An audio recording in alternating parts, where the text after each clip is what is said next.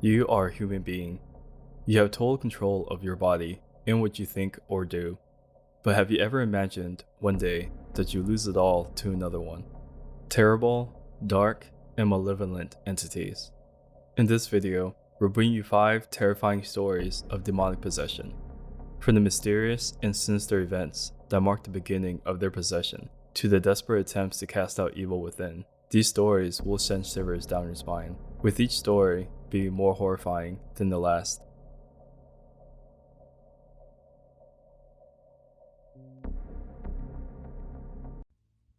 Clara Germana Cele. Clara Germana Cele was an orphan, and nothing is known about her life aside from the exorcisms that are among the most well-known ones that have been recorded. Clara Germana Cele's exorcism occurred in South Africa in 1906. On August 20th, 1906, Clara was racing through the rectory, tearing off her clothes and conversing with someone who wasn't there. This is when it first attracted notice. Clara appeared to regain her composure when she noticed a nun observing her, but she asked the nun to get Father Horner Eramus so that he might save her from Satan, who was about to punish her for what she'd done. Clara had struck a path with the demon himself.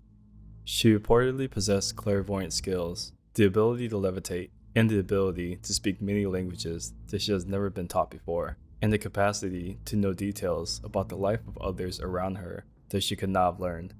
When there were religious symbols present, she would utter many animal sounds, twisting her body in a manner that was difficult for a person to accomplish. She would also become more hostile. Clara once answered in a deep masculine voice when someone inquired about the things that inhabited her. She said, "I am Satan." On September 11th, in front of a sizable crowd, the exorcism took place. She once bit a nun who came too close to her. According to reports, the bite mark featured only 2 punctures, as though it was done by a snake. Following the exorcism, Clara seemed to have regained her personality, and everything seemed to be back to normal. However, she was no longer in as good as health. Clara suddenly seemed to be in better shape than ever in 1907. However, this was not the case. This was until a nun noticed a strange sound emanating from the girl's lips. As the nun entered her chamber, she saw evidence that Clara was levitating once more. The second exorcism was 2 days long, and unfortunately, there isn't much information available following the second exorcism. The girl reportedly looked to be normal once again, and had a life devoid of demons for about 6 years before passing away abruptly in 1912 at the age of 22 due to heart failure.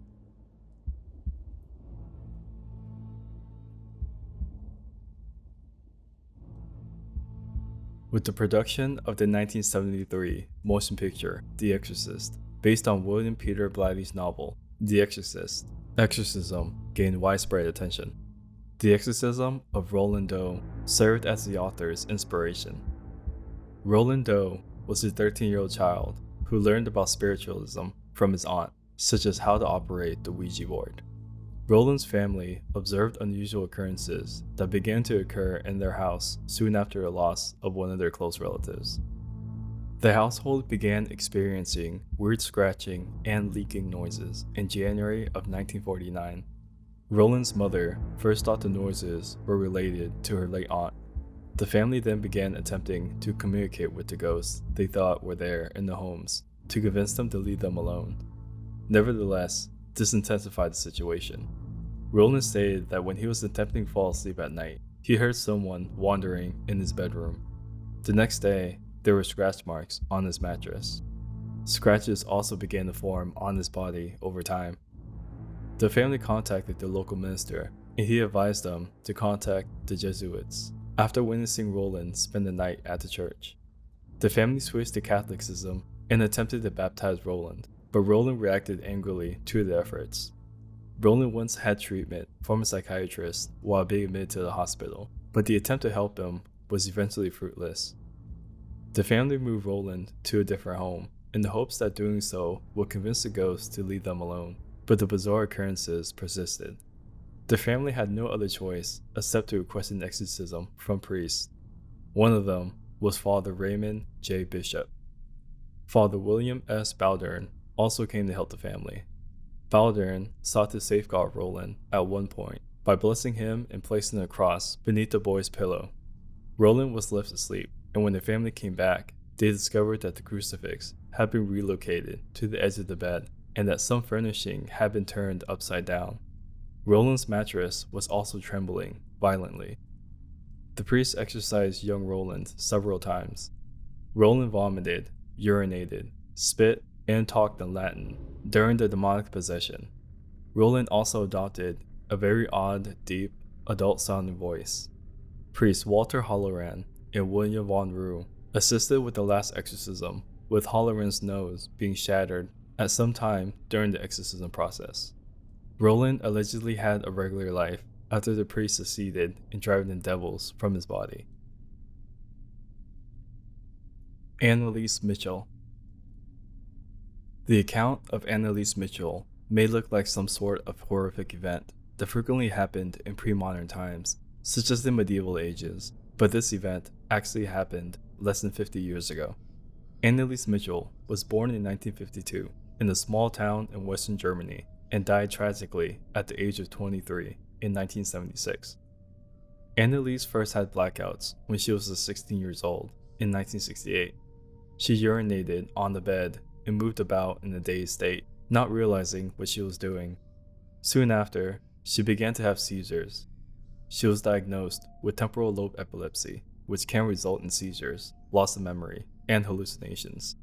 Anneliese started taking medicine in 1973 to treat her epilepsy, but her illness just became worse.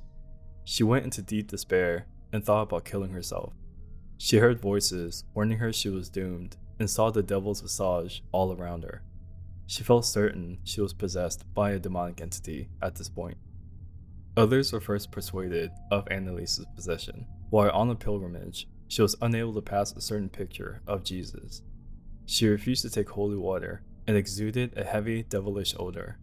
An exorcist from a neighboring town verified her possession, but Anneliese's desire for exorcism from her local priest was refused twice, with the statement that the procedure needed to be approved by the bishop.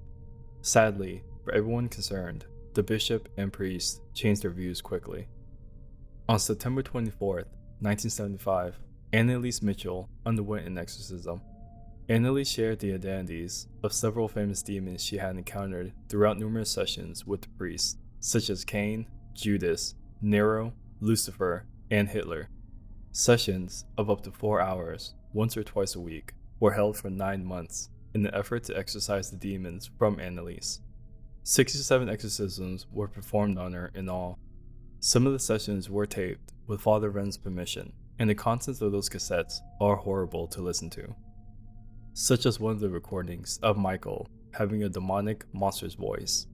Witnesses reported that Anneliese displayed supernatural abilities without these practices, and her attitude became so aggressive that she had to be held captive, tied to her chair, and otherwise restrained for the priest to complete the rituals.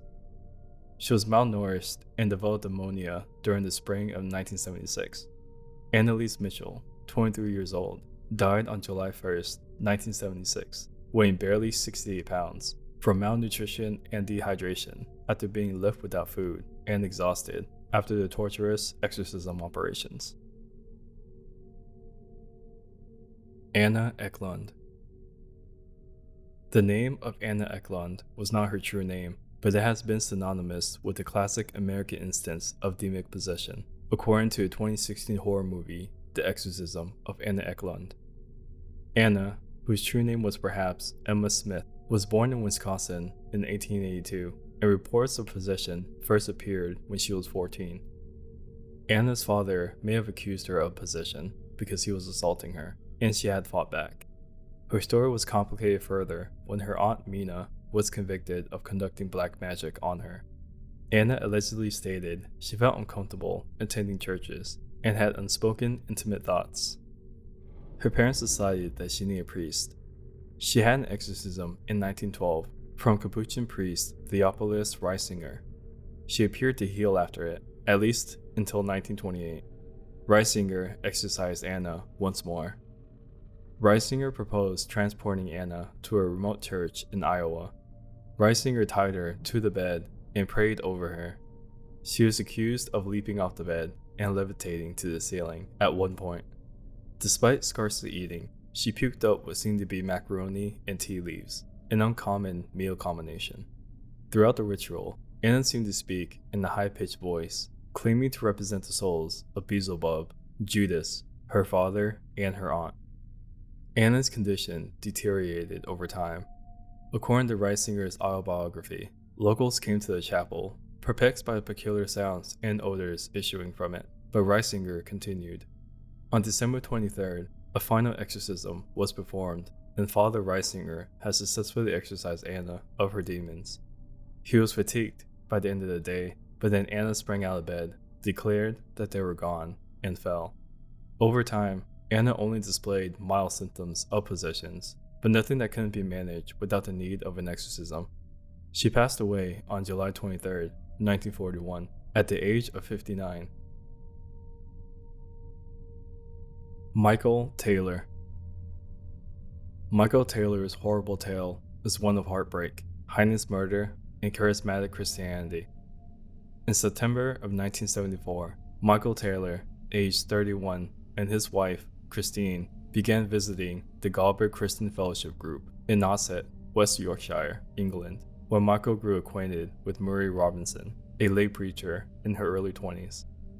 The Taylors weren't very religious before they went, but a friend encouraged them to do so. They were so moved by the group's attitude to religion that they became believers just after one meeting. Michael became an ardent participant in the church during the next few weeks, speaking in tongues and donating the family home for group gatherings. Christine Taylor expressed her concerns to the congregation one day when they met at their home about the length of time that Michael and Marie were spending together. Michael went upstairs to address Marie about his thoughts, was rebuffed, and returned to the group, declaring a victory for the Lord. What transpired after it is impossible to predict. Michael went through a sinister change, punching Marie and shouting. Michael's breakdown and erratic conduct convinced the religious group that an exorcism was necessary. On October 5th, they called the Taylors to the church, handcuffed Michael, and exposed him to a barrage of demon-casting efforts. One of the preachers engaged claimed that they have evicted over 40 demons from Michael, leaving just 3, linked with murder, violence, and insanity. A few hours later, police were called to Taylor's house to look into a murder. Unclothed, covered in blood, and yelling about the devil, Michael had been found wandering the streets. Christine's corpse was found dismembered inside the family home. Her face had been ripped from her skull, her eyes had been gouged out, and her tongue had been pulled from her mouth.